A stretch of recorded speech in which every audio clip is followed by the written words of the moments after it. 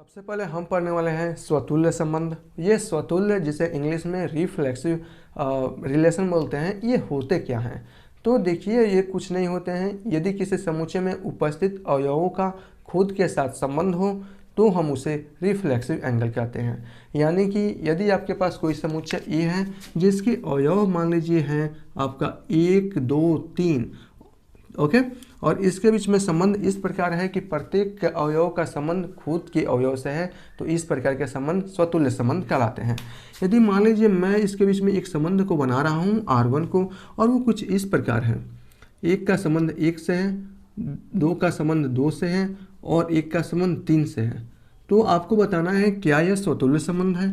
इसके बीच में एक संबंध मैं और बता रहा हूँ। यदि 1 का संबंध 1 से है, 2 का संबंध 2 से है, 3 का संबंध 3 से है और 1 का संबंध 2 से है और 1 का संबंध 3 से है, तो आपको ये बताना है कि आपका ये स्वतुल्य संबंध है। यदि इसके बीच में मैं कुछ एक संबंध और बना रहा हूँ जिसे मैं कैपिटल R3 से प्रदर्शित कर रहा हूँ। यदि इसका संबंध है 1 का संबंध 1 से है, 2 का संबंध 3 से है और 3 का संबंध 3 से है, तो आपको बताना है इसमें कौन से स्वतुल्य संबंध है। तो जैसे मैंने आपको डेफिनेशन में बताया, किसी समुच्चय के प्रत्येक अवयव का संबंध यदि खुद से है तो इस प्रकार के संबंध को हम लोग स्वतुल्य संबंध कहते हैं।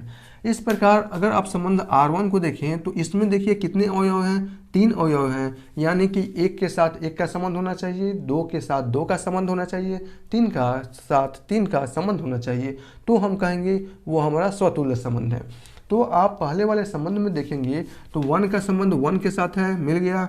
2 का संबंध 2 के साथ है, मिल गया। अब 3 का संबंध 3 के साथ होना चाहिए, इसमें नहीं है, तो यह आपका स्वतुल्य नहीं होगा। प्रत्येक अवयव का संबंध होना चाहिए प्रत्येक अवयव से। अगर हम दूसरे रिलेशन में देखते हैं तो 1 का संबंध 1 के साथ है, 2 का संबंध 2 के साथ है, 3 का संबंध 3 के साथ है, इसको और उसके बाद से कोई अवयव है, आपसे उसे कोई मतलब नहीं है। यदि प्रत्येक अवयव का संबंध प्रत्येक अवयव के साथ मिल रहा है तो इस प्रकार आप कहेंगे कि वो हमारा स्वतुल्य संबंध है, तो ये आपका स्वतुल्य संबंध हो जाएगा। इसी प्रकार अगर तीसरे रिलेशन में देखिए तो 1 का संबंध 1 के साथ है, 2 का संबंध 2 के साथ नहीं है, तो इसे हमें चेक नहीं करना है। जब 2 का संबंध 2 से नहीं मिले तो आगे वैसे आप चेक मत कीजिए। और 3 का संबंध 3 का मिल रहा है, उससे हमें कोई मतलब नहीं है। जब 2 का संबंध 2 के साथ नहीं मिल रहा है तो यह आपका स्वतुल्य संबंध नहीं होगा। ओके, इस प्रकार आप स्वतुल्य संबंध को बहुत अच्छे से समझ सकते हैं। अब चलिए हम इसमें लिखने का तरीका क्या है इसका लिखने का तरीका है, यदि ए का संबंध ए के साथ हो तो हम उसे कहेंगे कि यह हमारा स्वतुल्य संबंध है, जहां ए बिलोंग्स टू कैपिटल ए होना चाहिए, यानी कि किसी समुच्चय का अवयव होना चाहिए, तो हम कहेंगे कि हमारा यह स्वतुल्य संबंध है। ओके, मुझे लगता है कि यहाँ आपकी कोई प्रॉब्लम नहीं होगी। अब हम चलते हैं यह देखने सममित संबंध, जिसे इंग्लिश में सिमेट्रिक रिलेशन बोलते हैं। दूसरा है आपका सममित संबंध, जिसे इंग्लिश में हम लोग सिमेट्रिक रिलेशन बोलते हैं। सिमेट्रिक रिलेशन कहते हैं। अब ये सममित संबंध क्या होता है, तो ये इसको ध्यान से सुनिए।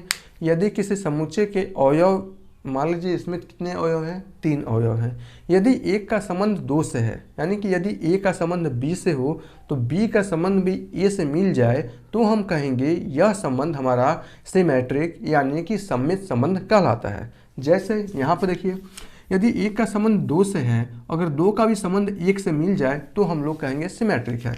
जैसे अगर हम दूसरे एग्जाम्पल के द्वारा इसको समझाना चाहें तो मैं इसके ऐसे ही लिख देता हूँ। यदि 1 2 3 किसी समुच्चय के अवयव हैं और इसके बीच में रिलेशन कुछ इस प्रकार है कि कैसा है, 1 का संबंध है 1 से, 2 का संबंध है 2 से, 3 का संबंध है 3 से और 2 का संबंध है 3 से और 3 का संबंध है 2 से। अब आप बताइए इसमें क्या सिमेट्रिक संबंध होंगे। आपको ये बताना है कि यह संबंध वास्तव में आपका सममित संबंध होगा कि नहीं होगा। दूसरा है, मान लीजिए किसी समुच्चय के अवयव हैं 2, 3 और एक है 3, 2 और एक है 1, 2 और एक है 2, 2। इससे को भी बताना है कि क्या यह आपका सिमेट्रिक संबंध होंगे या नहीं होंगे। एक और मैं ले रहा हूँ R3 जिसके अवयव हैं मान लीजिए 2,2 और 3,3 और 1,2 और 2,1। इसमें भी आपको बताना है कि ये संबंध आपका सममित यानी कि सिमेट्रिक संबंध होगा या नहीं होगा। मैंने आपसे कहा कि यदि ए का संबंध बी से है तो बी का संबंध भी ए से होना चाहिए। किसी समुच्चय में कितने अवयव हैं? 3 अवयव हैं, तो हमें तीनों अवयवों के बीच में संबंधों को ढूंढना होगा। जैसे अगर हम यहाँ पर कहें 1 का संबंध 2 से कहीं मिल जाता है तो 2 का संबंध भी 1 से मिलना चाहिए, और उसके साथ में 2 का संबंध 3 से मिल रहा है तो 3 का संबंध भी 2 से मिलना चाहिए। तो हम कहेंगे कि यह हमारा सिमेट्रिक यानी कि सममित संबंध है।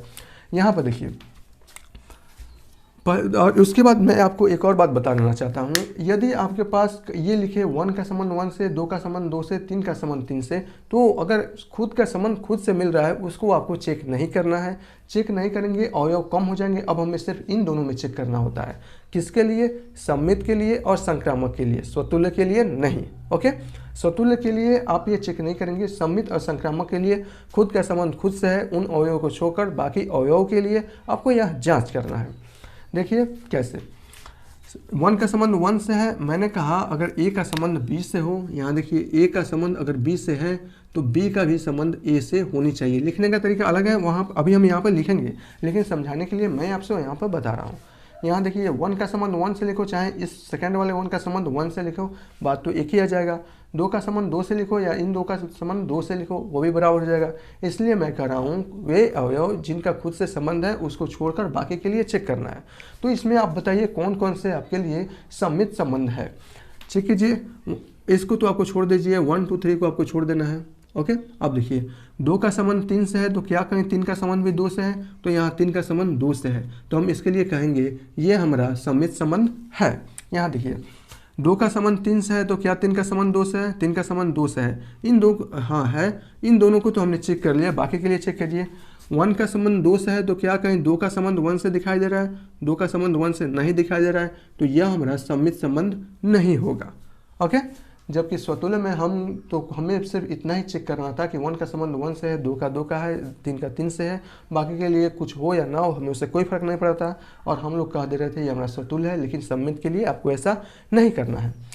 अगर इनमें से कोई भी संबंध फॉलो नहीं करता है तो वो हमारा सममित नहीं होगा। यहाँ देखिए 2 का संबंध 2 से है, इसको तो हमें चेक नहीं करना है, इसको भी हमें चेक नहीं करना है। अब 1 का संबंध 2 से है तो 2 का संबंध भी 1 से होना चाहिए, है क्या?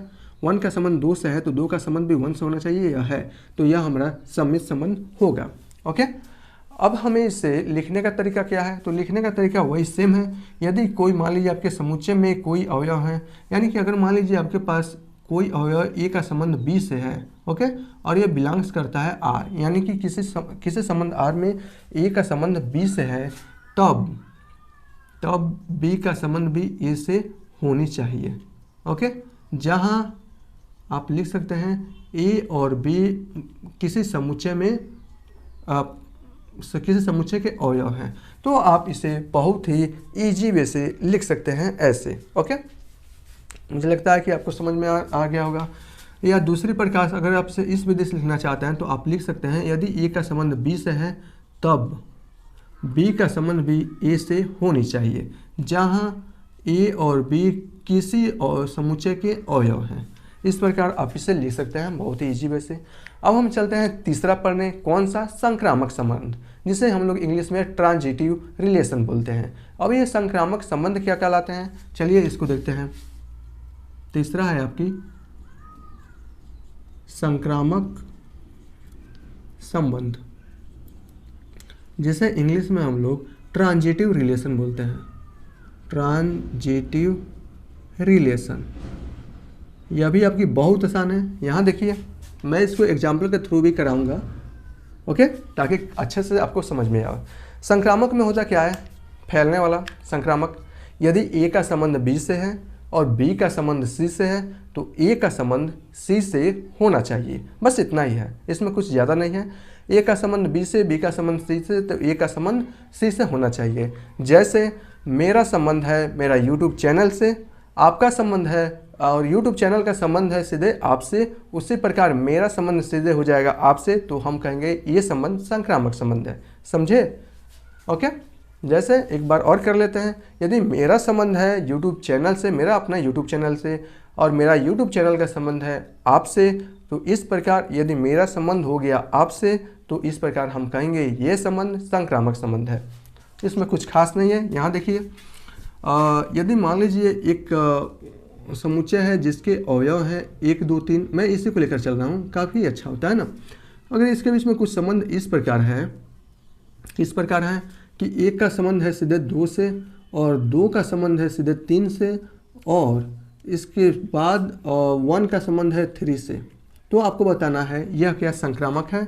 इसी प्रकार अगर हमारे पास दूसरा संबंध है जिसमें लिखा है 1 का संबंध है 2 से और 2 का संबंध है 3 से, और इस प्रकार 1 का संबंध है 3 से, तो हमें ये चेक करना है ये आपका संक्रामक है क्या।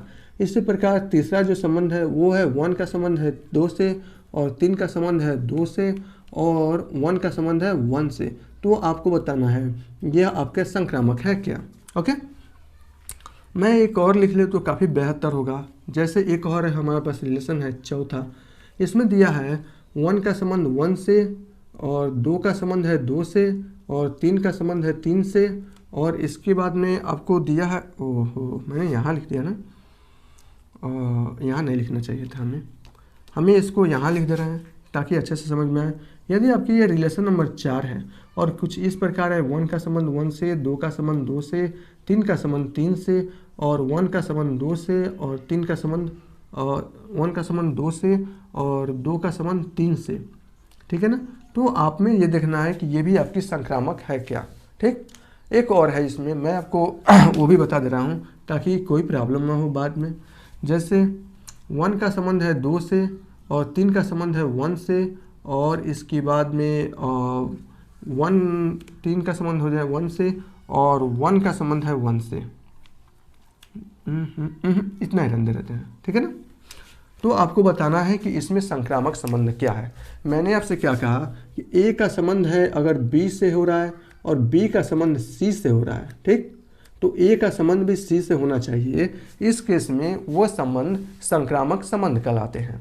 ओके, इसके साथ ये भी है, यदि ए का संबंध है बी से और बी का संबंध किसी से है ही नहीं, तो क्या हम उस संबंध में, क्या तो हम उस प्रक्रिया में हम ये कह सकते हैं कि वो हमारा संक्रामक है। हाँ, हम कह सकते हैं। ध्यान से सुनिएगा, यदि ए का संबंध है बी से और बी का संबंध सी से कहीं मिले ना, तो इस कंडीशन में हम तुरंत कह देंगे कि वो हमारा संक्रामक संबंध है। चलिए, और सबके लिए हम जांचेंगे। जैसा कि मैंने आपसे बताया, यदि अवयव का संबंध, किसी भी अवयव का संबंध खुद से है, उसको छोड़कर सममित और संक्रामक के लिए बाकी अवयव के लिए जांच करनी है। ओके, इसी प्रकार यहाँ देखिए, इसमें आप बताइए कौन कौन सा संबंध संक्रामक, ये आपका सममित है, स्वतुल्य है, और ये आपका सममित था के लिए एग्जाम्पल था, और यह आपका संक्रामक के लिए एग्जाम्पल है। अब इन एग्जाम्पल में आप बताइए कौन कौन से संबंध संक्रामक होंगे। तो यहाँ देखिए, इसमें कितने अवयव हैं, 3। तो यहाँ देखिए, 1 का संबंध 2 से है, 2 का संबंध 3 से है, तो सेकेंड वाला जो यहाँ से सेकेंड में हो रहा है वो पहले कहीं आ जाए, उसके लिए चेक करते हैं। जैसे 1 का संबंध 2 से है, अब 2 का संबंध किसी से है क्या, हाँ 3 से है, तो 1 का संबंध किससे होना चाहिए, 3 से होना चाहिए। इस कंडीशन में हम कहते हैं कि यह हमारा संक्रामक संबंध है। यहाँ देखिए, 1 का संबंध 2 से, 2 का संबंध 3 से, तो 1 का संबंध 3 से होना चाहिए, है क्या, हाँ है, तो हम कह सकते हैं कि यह हमारा संक्रामक संबंध है। ओके, पहली बात। दूसरी बात है कि क्या प्रत्येक अवयव के लिए जांच करना है, तो प्रत्येक अवयव के लिए जांच करना है। ओके, अब देखिए यहाँ पर, इसके लिए तो हमने जांच कर लिया, अब हम जांच करना चाहते हैं, हमने इसके लिए जांच कर लिया, अब इन दोनों के लिए जांच करना चाहते हैं। 2 का संबंध 3 से, तो 3 का संबंध भी 3 से शुरू होने वाले और कोई अवयव है क्या, नहीं है ना, 3 से शुरू होने वाला और कोई अवयव नहीं है। ओके, तो इस प्रकार कह सकते हैं हम लोग यह संक्रामक संबंध नहीं है, तो यह संक्रामक संबंध नहीं होना चाहिए, ठीक है ना। सब अवयवों के लिए अगर यह कंडीशन फॉलो हो रहा है तो हम कहेंगे यह संक्रामक है। पहले वाले अवयव के लिए यह कंडीशन फॉलो हो रहा है, देखिए ना, 1 का संबंध 2 से, 2 का संबंध 3 से, तो 1 का संबंध 3 से होना चाहिए है। इस अवयव के लिए यह कंडीशन तो फॉलो हो रहा है। बाकी अवयव के लिए देखिए, 2 का संबंध है 3 से, तो 3 से शुरू होने वाले कोई अवयव है क्या, नहीं है। और सॉरी, मैंने आपसे कहा क्या कहा कि अगर किसी एक अवयव का संबंध ए का संबंध अगर बी से है और बी का संबंध सी से मिले ही ना, उस कंडीशन में वह हमारा संक्रामक संबंध होता है। यहाँ देखिए 1 का संबंध 2 से है, 2 का संबंध 3 से है, तो 1 का संबंध 3 से मिल रहा है, हाँ मिल रहा है, तो यह इस कंडीशन में तो यह सेटिस्फाइड हो जाएगा, यह संक्रामक होगा। बाकी अवयव के लिए जाँच करेंगे तो 2 का संबंध है 3 से और 3 का संबंध किसी से मिल रहा है क्या, 3 से शुरू होने वाले कोई अवयव नहीं है, तो इस कंडीशन में भी यह हो जाएगा संक्रामक। अब तीसरे अवयव के लिए जांच करते हैं। 1 का संबंध है 3 से शुरू होने वाला कोई अवयव है क्या, नहीं है, तो इस कंडीशन में ये भी आपके संक्रामक हो जाएगा। इस कंडीशन में ये फॉलो तो कर रहा है।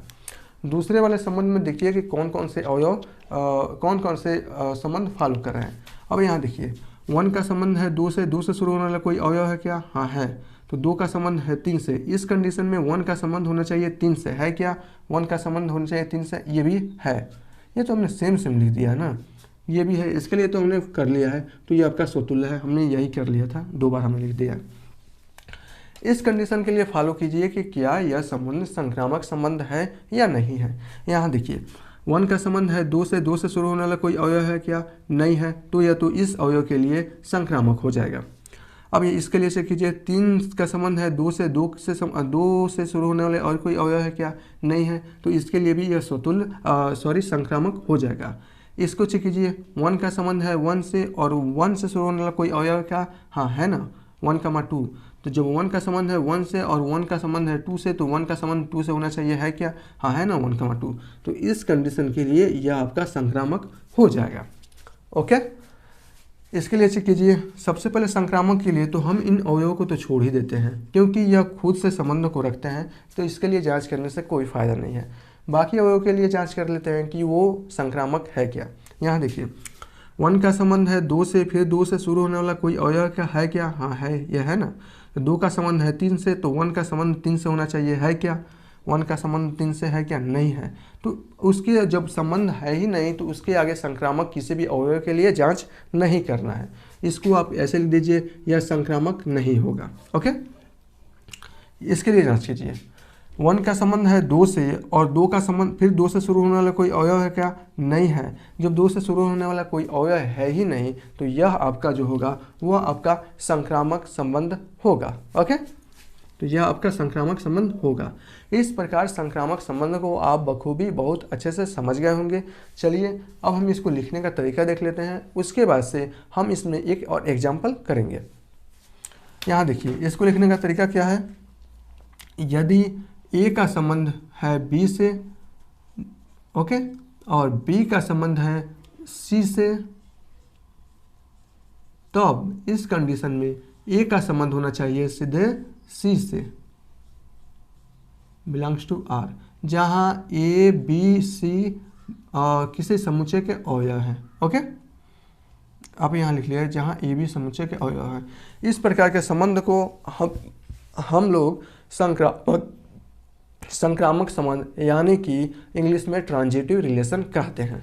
मुझे लगता है कि हमने एग्जाम्पल के द्वारा इन संबंधों को बहुत ही अच्छे से समझा है और आप भी समझे होंगे। तो चलिए एक और क्वेश्चन इस एग्जाम्पल के थ्रू कर लेते हैं कि कौन कौन से अवयव स्वतुल्य हैं, कौन कौन से सम्मित हैं, कौन कौन से संक्रामक हैं। ओके, तो चलिए हम लोग शुरू करते हैं बहुत ही अच्छे क्वेश्चन से, जो कि आपका मान लीजिए अगर आपके पास कोई मान लीजिए मैं इसको कहाँ लिखूँ, मैं कहाँ पर समझाऊँ इसको, मैं यहाँ पर समझा देता हूँ। चलिए हमें इसे मिटाना होगा तो मैं इसे मिटा देता हूँ। ओके,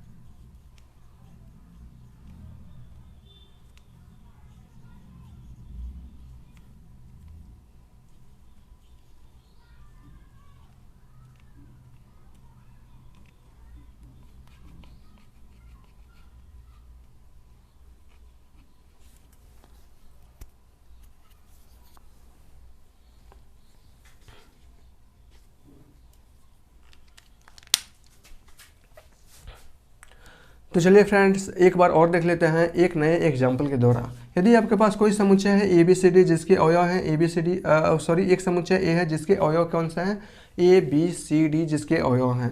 इसके बीच में दो संबंधों को मैंने दर्शाया है और वो कुछ इस प्रकार है। ए का संबंध है ए से, बी का संबंध है बी के, सी का संबंध है सी से, और ए का संबंध है डी से, और डी का संबंध है ई से। तो हमें इसमें देखना है कि इसमें स्वतुल्य कौन है और सममित कौन है। संक्रामक के लिए भी हम बात नहीं कर रहे हैं। एक संबंध है जिसका संबंध ए का ए से है, बी सी डी का डी से है, इस प्रकार ए का संबंध है डी से। तो हमें इसमें बताना है कि इसमें कौन से संबंध स्वतुल्य हैं, कौन से संबंध सम्मित हैं। ओके, स्वतुल्य के लिए क्या चाहिए, खुद का खुद से संबंध चाहिए। समुच्चय में जितने अवयव हैं उनका प्रत्येक के साथ संबंध होना चाहिए। देखिए यहाँ पर ए का संबंध ए स्वतुल्य के लिए ए का संबंध ए से होना चाहिए, बी का सी से, और डी का डी से। कहीं है क्या, ए का ए से है, बी का बी का है, सी का सी से है, लेकिन डी का डी से संबंध नहीं है। तो यह आपका जो होगा वह स्वतुल्य तो नहीं होगा भैया, स्वतुल्य नहीं होगा। अब क्या यह सममित होगा? सममित के लिए क्या चाहिए, ए का संबंध अगर बी से है तो बी का संबंध ए से होना चाहिए। और उस कंडीशन में हम लोग को करना है कि जिन अवयवों का संबंध खुद से है उसको छांट देना है, बाकी अवयवों के लिए या चेक करना है एलिमेंट के लिए। तो ये देखिए, ये तो आपका समान अवयव है, तो इसको हमको छांट देना है। ए का संबंध डी से है तो क्या डी का संबंध ए से है? क्या ए का संबंध डी से है तो डी से शुरू होने वाला कोई अवयव, डी का संबंध ए से है। तो इस कंडीशन में हम ये कह सकते हैं कि यह हमारा सममित है। ओके, अब इसके लिए चेक कीजिए, ए का संबंध ए से, बी का संबंध बी से, सी का संबंध सी से, और डी का संबंध डी से। हमें इसके लिए तो जांच ही नहीं करना है, तो यह आपका स्वतुल्य हो जाएगा। ओके, यह आपका लिए स्वतुल्य नहीं है लेकिन सम्मित है। अब इसके लिए सम्मित के लिए जांच कीजिए, क्या यह सम्मित है? तो सम्मित के लिए तो इसको तो जांच करने की जरूरत नहीं है। डी का संबंध डी से है, ए का संबंध डी से है तो डी का संबंध ए से होना चाहिए, है क्या? ये तो आपका समान समुच्चय है ना, समान समुच्चय ही है, लेकिन इसके लिए तो हमें जांच करना पड़ेगा ना। इसके लिए तो जांच ना करो चलेगा, इसके लिए जांच करना पड़ेगा। ए का संबंध डी से है तो डी का संबंध ए से नहीं दिख रहा है, तो यह आपका सम्मित नहीं है, सम्मित नहीं। अब जो हम पढ़ने वाले हैं वो प्रश्नावली 1.1 के सभी क्वेश्चंस को पढ़ने वाले हैं। तो क्वेश्चंस के लिए आप लोग तैयार हो जाइए, इसको एक बार आप रिवीजन कीजिए, एग्जाम्पल के थ्रू आपको समझना है। और अब हम चलते हैं प्रश्नावली 1.1 की वीडियो पर, प्रश्न पर। वो अगले वीडियो में होगा। ये वीडियो काफ़ी लंबा हो जाएगा अगर मैं कराऊँ तो आपको बस इतना ही जांच करना है, स्वतुल्य संबंध क्या होते हैं, सम्मित और संक्रामक, और उसके एग्जाम्पल के थ्रू हमने इसको बखूबी समझ लिया है। तो मिलते हैं अगले वीडियो में, तब तक के लिए थैंक यू।